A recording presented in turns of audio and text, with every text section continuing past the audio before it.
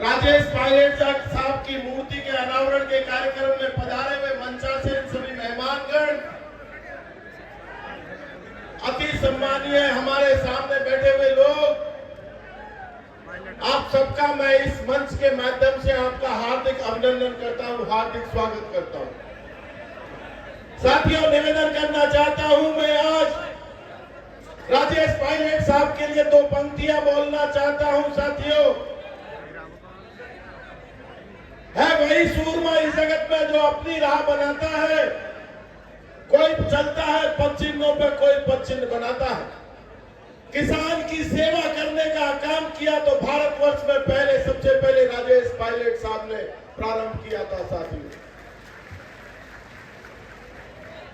अब पायलट साहब के लिए दूसरी पंक्ति बोलना चाहता हूं। चले नजीर तू इस तरह कारवां के साथ, चले नजीर तू इस तरह कारवां के साथ, जब तू ना चल सके तो तेरी दास्तां चले। आज पायलट साहब की दास्तां जन जन के मुंह पर चलती है।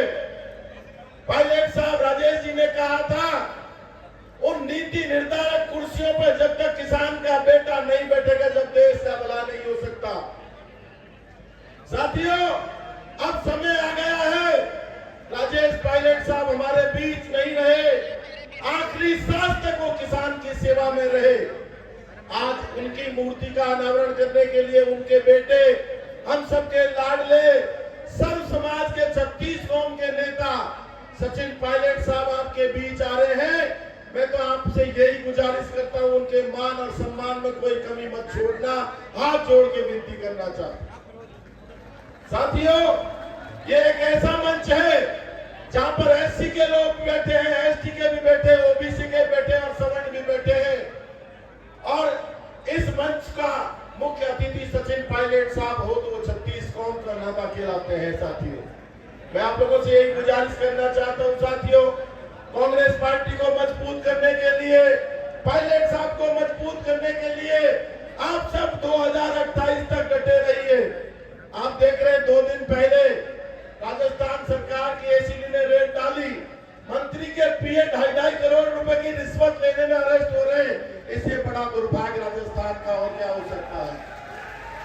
इससे बड़ा दुर्भाग्य क्या हो सकता है? और वो लोग कहते थे हम ईमानदार हैं, अब उनको इस्तीफा दे देना चाहिए इस पद से।